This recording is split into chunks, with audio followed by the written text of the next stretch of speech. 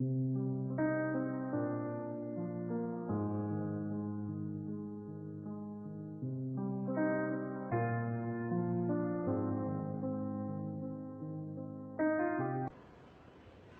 البلاغہ میں کمیل نے روایت نقل کرتے ہیں کہ ایک شب امیر المومنین نے میرا ہاتھ پکڑا، ہاتھ میں ہاتھ لیا میرا، اور لے کر مجھے شہر سے باہر، کوفہ سے باہر نخلستان میں لے جا کر امیر المومنین نے فرمایا یا کمیل ان هذه القلوب اوعیۃ فخیرها اوعاها، اے کمیل یہ دل ظرف ہیں، ان میں سے بہترین ظرف وہ ہے جس کے اندر حکمت کی سب سے زیادہ گنجائش موجود ہو، جس کے اندر لینے کی سب سے زیادہ صلاحیت موجود ہو، وہ سب سے بہترین دل ہے۔ سب سے بہترین دل، سب سے بہترین دماغ، سب سے بہترین ذہن وہ ہے جس کے اندر ہدایت لینے کی بھرپور صلاحیت موجود ہو۔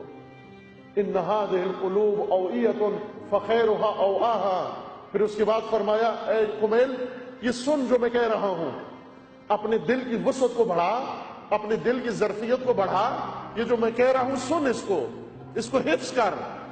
پھر کیا فرمایا الناس ثلاثہ یا کمیل، الناس ثلاثہ، لوگ تین طرح کے ہوتے ہیں، فعالم ربانی ومتعلم علی سبیل النجات وہمج رعا۔ اے کمیل لوگ تین طرح کے ہوتے ہیں، یا عالم ربانی ہیں، یا نجات کے راستے کے متعلم ہیں، یا پھر ہمج رعا ہیں۔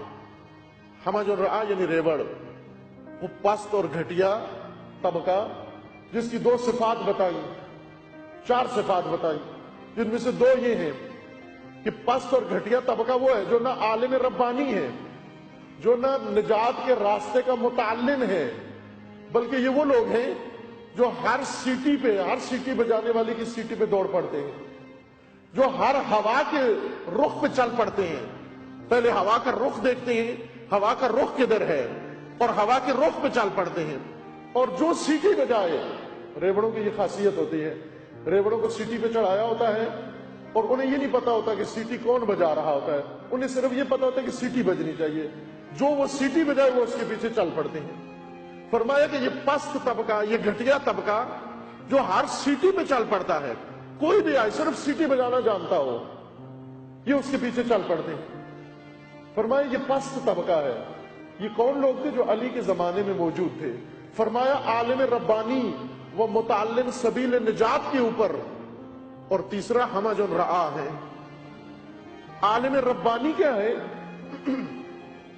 تفسیر ہے اس کی مفصل، جس کا قرآن نے ذکر کیا کہ جب خدا کسی کو وسائل دیتا ہے، امکانات دیتا ہے، توفیق دیتا ہے، کوئی مقام و منزلت دیتا ہے اس کا کام یہ نہیں ہے کہ اس سے فائدہ اٹھا کر لوگوں کو خود اپنی طرف بلائے، خود محور بنے، اپنی ذات کی طرف ان کو متوجہ کرے، بلکہ کہے وَلَٰكِن كُونُوا رَبَّانِيِّينَ۔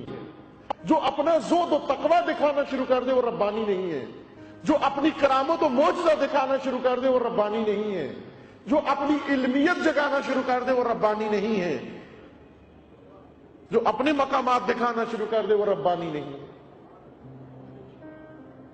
ہم روایات میں سنتے ہیں، خطابت میں، ممبروں سے بھی سنتے ہیں، امیر المومنین کے القابات و اسماء میں سے ایک لقب امیر المومنین کا یہ وصف جو ذکر کیا جاتا ہے وجہ اللہ کہا جاتا ہے۔ امیر المومنین وجہ اللہ ہے، سنا ہے، بہت نعرے بھی لگائے ہیں اس کے اوپر، وجہ اللہ کے اوپر۔ آج ذرا غور کر لیں تھوڑا سا،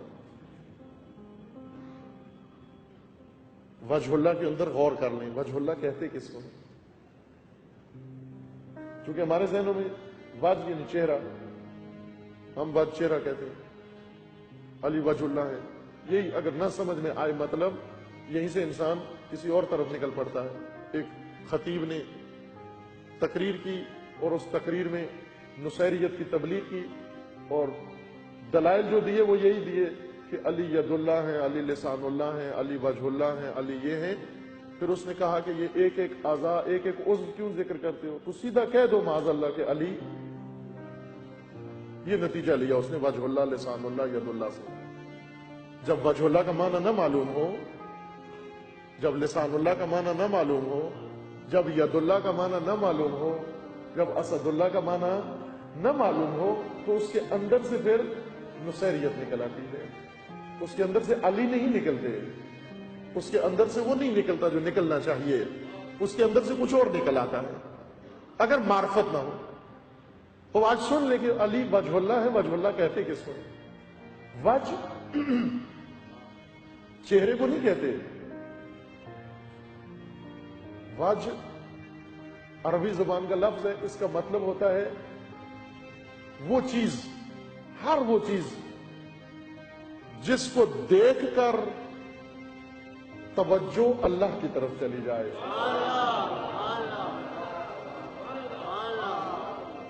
وسیلہ توجہ کو وجہ کہتے ہیں،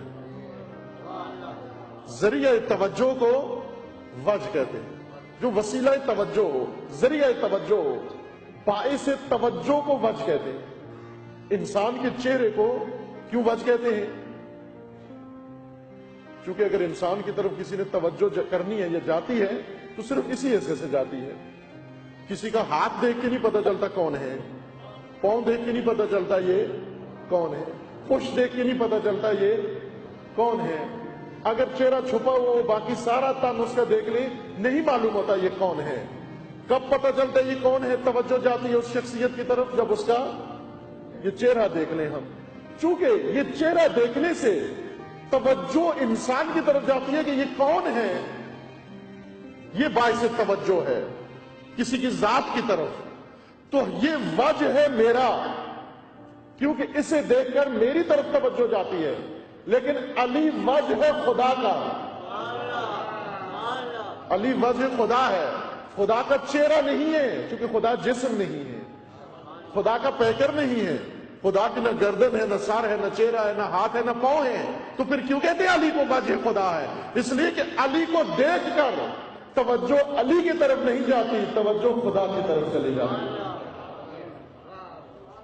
علی کو دیکھنے سے توجہ خدا کی طرف چلی جاتی۔ اس لیے علی علیہ السلام کا خود اپنا فرمان ہے، ما للہ آیت اکبر منی، مجھ سے بڑی آیت خدا کی کوئی اور نہیں، میں سب سے بڑی آیت خدا ہوں، سب سے بڑی نشانی ہوں خدا کی۔